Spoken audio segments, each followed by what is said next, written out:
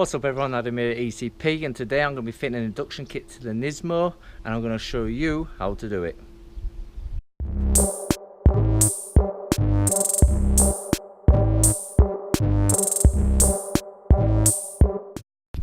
Right, there's the induction kit that I'm fitting. I bought it second hand at a real good price because in my opinion these are quite expensive for what they are. But anyway, that's another discussion for another day. But basically this will fit somewhere like that. Obviously there's the airbox, which will be replaced by this open cone filter, and there's a piping that goes to the turbo, and obviously this sort of fits in line with that and over to here. So let's get this out of the way and get to doing the next job.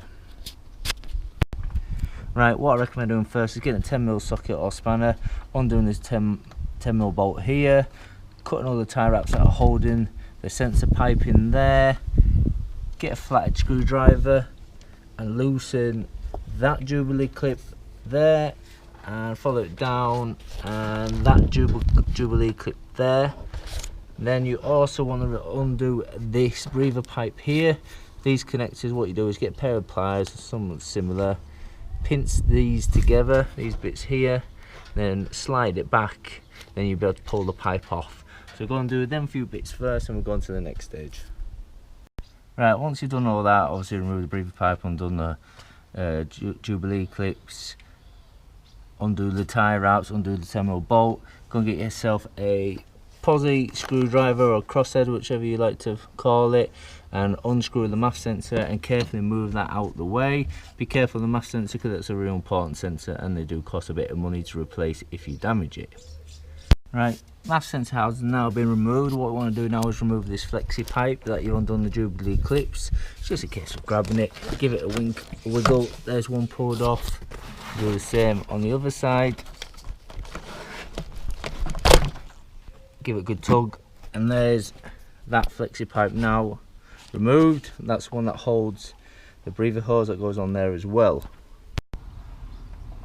Once that hose has been removed, all that's left that's holding the airbox and this air feed pipe in place is this little connection between them both, and there's also just like a retaining plugs for each one. They just push on and pull off. So we're going to undo this connection here, pull out the pipe, and then we'll get to pulling out the airbox. Right, so we removed the air feed pipe, which goes down there and obviously feeds into here, give it a little bit better airflow into the filter.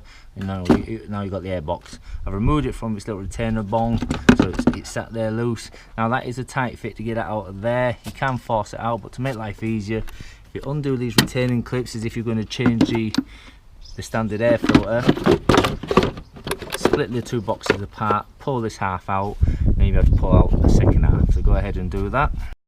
Right, we've now removed the standard OEM airbox and piping, and we can see about fitting the new induction kit. And to my surprise, whoever had this before me fitted a K&N panel filter, which is a bit of a bonus. So I might put that up for sale. So if you want the K&N panel filter, give me a message and I'll get it sent to you for a small cost, of course. So right, next stage now is get the induction pipe, get it in place and get it fitted. Right everyone, as you can see, I've got the induction pipe and filter in place. Now how I did that was, first I undid the battery clamps, two 10mm nuts there and there. That will release the battery, so you can just slide the battery over an inch or two. You will need that bit of room. Then what you want to do is the flexi hose that comes with an induction pipe, you want to fit that onto the turbo, the pipe that goes into the turbo first. Then you want to fit the filter in place round there, so you just want to sit it there loosely. Then you want to fit the hanger rubber that comes with the induction kit onto its hanger there. And before you fit the pipe, as you can tell, or if you haven't already noticed, the MAF sensor is actually underneath on these pipes. So you want to fit the MAF sensor into the pipe first, screw that in, then you want to carefully position it into the holes in there, then fit it into the filter. Then you can fit it onto the hanger. Then you can tighten that side, tighten this side, refit the breather pipe with the clamp, push the battery back in place, tighten up the battery clamps, and that should be the job done, everyone. There we go, everyone, that's the video done on how to install an induction kit on your Nismo. I hope it was helpful to you. If you've got any questions, please comment below and I will respond to them. Alternatively, go to the ECP Facebook page or the ECP Instagram page and you can contact me via them. I must admit, it's pretty straightforward, take you about an hour, pretty simple. A little bit fiddly when you get the pipe in, because there's not a lot of room. You could take out the battery, but that just causes more issues about recoding your radio, etc, etc. So if you just be persistent, you can do it with the battery in place as long as you just shuffle it over. Other than that, yeah, like I said, quite straightforward, and I hope it helps you guys. It's the first video on the Nismo and it was pretty straightforward. Now I've got plenty more videos to come. We've got some springs to fit.